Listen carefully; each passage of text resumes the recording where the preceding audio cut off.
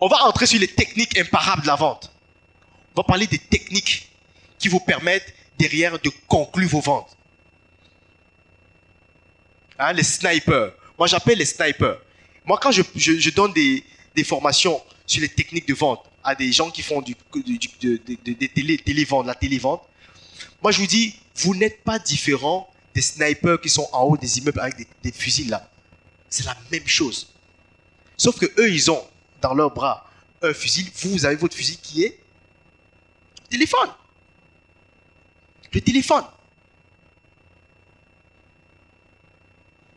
Très important. Ok. Les techniques imparables de vente. Comment multiplier ces ventes? Ok. Première chose, les erreurs fatales que commettent 99% des vendeurs. Première chose. Et il est important de ressortir ces erreurs parce que très souvent, les gens, ils tombent dans ces erreurs. Vous allez voir pourquoi. La première erreur,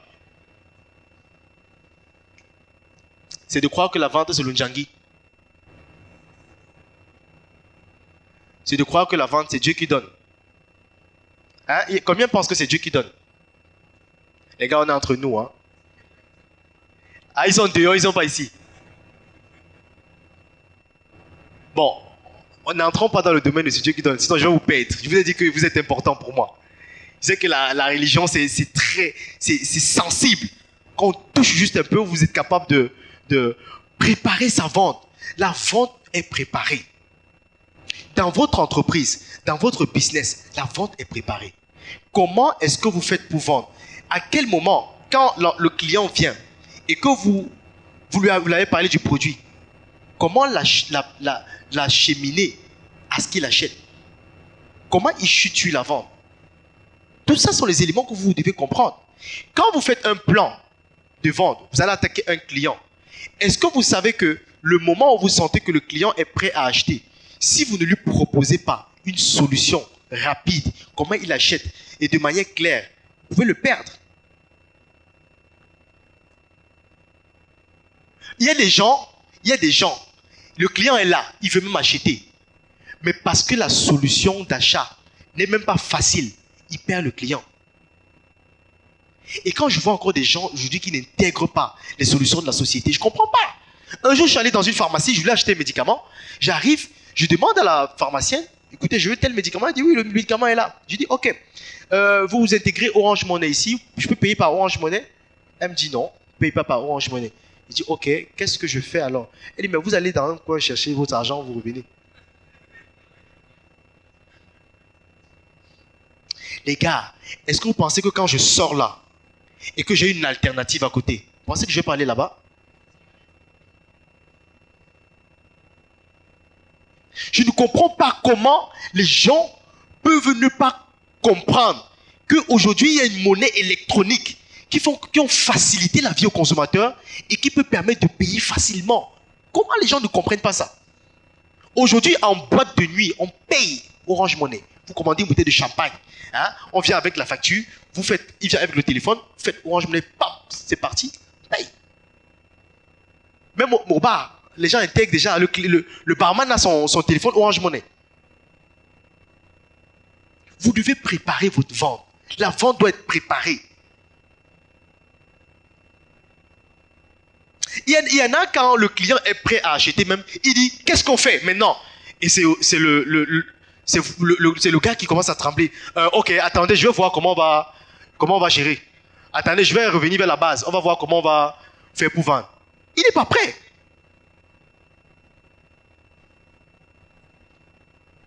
Qu'est-ce qu'on fait? Il ne sait pas. Hein? Il ne sait pas. Il n'est pas préparé pour conclure. C'est élément important. Sachez que quand le client, puisqu'on achète émotionnellement, quand le client est prêt à acheter, vous le laissez le lendemain. La nuit quand il dort, il y a les deuils qui tombent. Il y a les réunions familiales. Il y a trop de problèmes. Donc le lendemain, vous allez le perdre. Quand vous allez l'appeler, il va vous dire, chef, pardon, on va renvoyer la semaine prochaine. C'est fini. Pardon? Ben oui, j'étais obligé de vous faire avancer. Si je vous laissais partir, il y en a ce matin, c'est qui devait pas être là. Ah oui, ça c'est clair, parce que vous savez que ça vous a poussé un peu à venir. C'est important.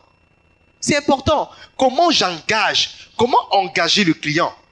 S'il veut payer et qu'aujourd'hui, il a la possibilité de faire un engagement, qu'est-ce qu'il doit faire? Ça doit être prêt. Préparez ça, très important. Donc, attention, ceux qui disent que c'est Dieu qui donne, vous devez commencer à préparer votre vente. Vous devez préparer votre vente. 2. Cherchez à tout prix à réaliser une vente. Alors, ici, on peut avoir l'impression qu'on se contredit. Mais attention, chercher à tout prix à réaliser une vente introduit une notion ou 2 instants de vente. Et je vous introduis une autre notion. C'est les 2 moments importants dans la vente. Il y a 2 moments très importants quand une vente se réalise. Il y a la première, il y a la deuxième. Deuxième, qui est le moment de l'achat, le moment où on signe le chèque. On a signé le chèque, on a fait le paiement, on a fait le Orange Money. Ça, c'est le deuxième moment. Mais malheureusement, beaucoup de gens se focalisent sur ce moment-là. Beaucoup de gens veulent pousser les consommateurs. Ah non, paye alors, paye. Il faut payer, non? Non, paye. Il faut... On est focalisé sur l'argent. Il faut que l'argent sorte. Il faut qu'il sorte l'argent. Et quand le mec sent que tu es en train de chasser son argent, coûte que coûte, il y a une méfiance. Il développe des filtres qui montent et tu es capable de le perdre. Parfois, il abandonne. Écoutez, 2 fois, moi je dis au client, si vous n'êtes pas satisfait, vous pouvez partir, il n'y a pas de souci. Et quand je le dis, ce n'est pas que je le chasse. C'est que je sais que je suis en train de lui donner l'impression, je suis en train de lui donner la confiance que j'ai par rapport à mon produit, par rapport à mon service. Je suis en train de lui montrer qu'il ira ailleurs, mais il n'aura pas forcément ce que j'ai ici. Et qu'est-ce que je suis en train de susciter?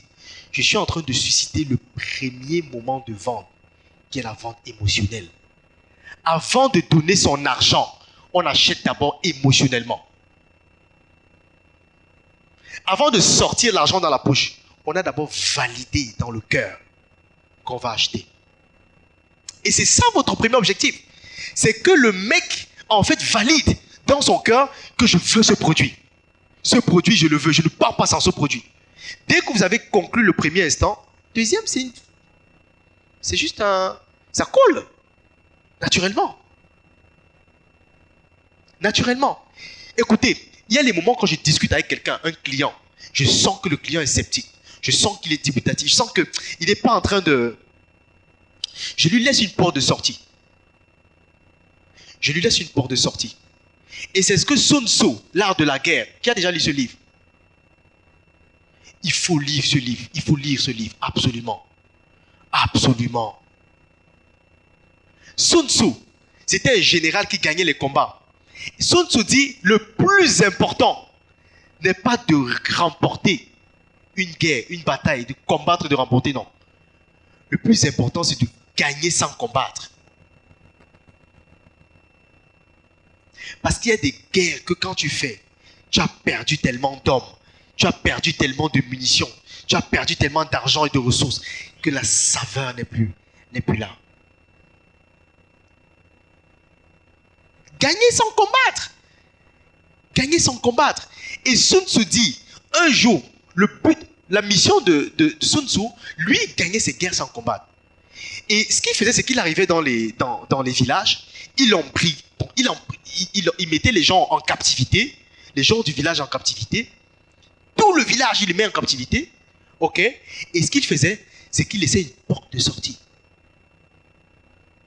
Une toute petite porte de sortie. Et c'était le secret de ses réussites. Et ces gars disaient toujours, boss, fermons les portes. Il dit non. Laissez la porte de sortie. Et les gars disaient, mais Sun Tzu, comment tu peux faire ça? Tout le temps, tu dis laisser la porte de sortie, comment? Comment ça se fait?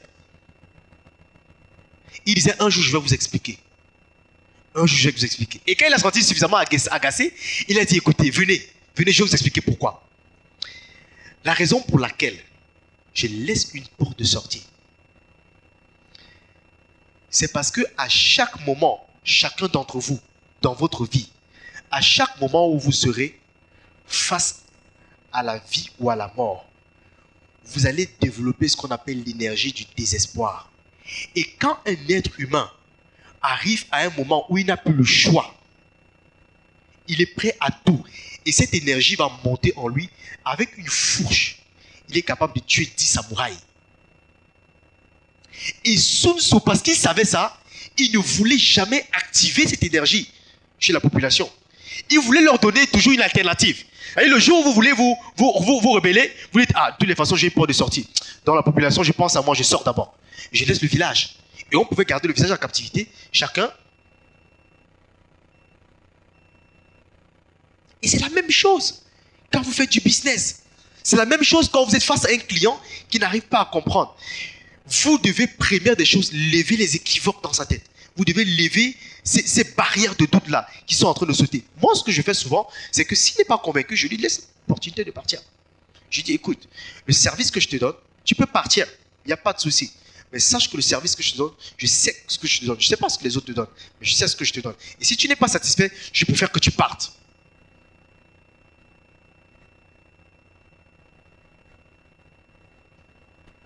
Et une fois, j'ai dit ça à une dame, elle était en train d'hésiter. Et quand je lui ai dit, écoutez, madame, si vous n'êtes pas sûr de ce que vous voulez, du service que nous, on est en train de vous donner, je préfère que vous partez. Votre argent, vous allez voir l'assistante, elle va vous rembourser l'avance que vous avez faite. Vous allez partir. Et tout de suite après, le fait de l'avoir lâché, un peu, c'est comme dans les couples. Suis-moi, je te fuis, fuis-moi, je te suis. À partir du moment où tu cours, la personne fuit. À partir du moment où tu suis, la personne fuit. C'est pareil dans les couples. Vous allez voir, à un moment, il y a un qui est plus aimant, l'autre qui fuit, l'autre qui revient, l'autre qui part. C'est exactement comme ça. Et même avec les clients, je vous ai dit que les clients, un bon vendeur, c'est un bon dragueur. Vous devez être un psychologue, un bon dragueur. C'est la psychologie. On gagne de l'argent par son mental. C'est le mental qui gagne l'argent.